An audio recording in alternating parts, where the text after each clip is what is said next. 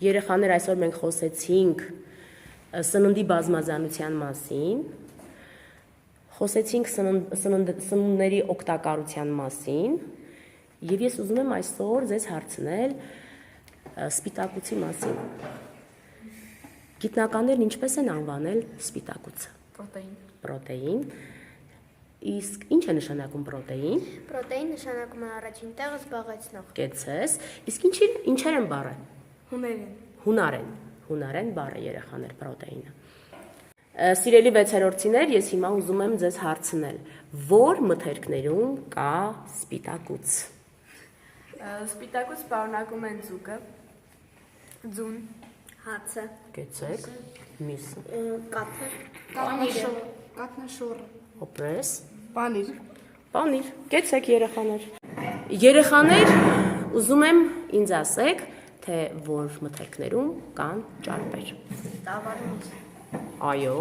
խոզոճարպ, բուսական ճարպեր, այո, ձեթերի օրինակներ, օրինակ դիթապտղեղ, բամբակինը, այո, զեյթունի ձեթ, Զեյթունի ձետ, էլի ձետ գիտեի։ արևածաղկի ձեթ, Կեցես իմ աղջիկ, արևածաղկի ձետ, նշի ձետ, ապրեք եւ եգիպտացորենի, չէ՞։ Այո։ Կարեն ջան, խնդրում եմ ինձ պատասխանիր։ Հայտնի ածխաջրերից ինչ գիտես։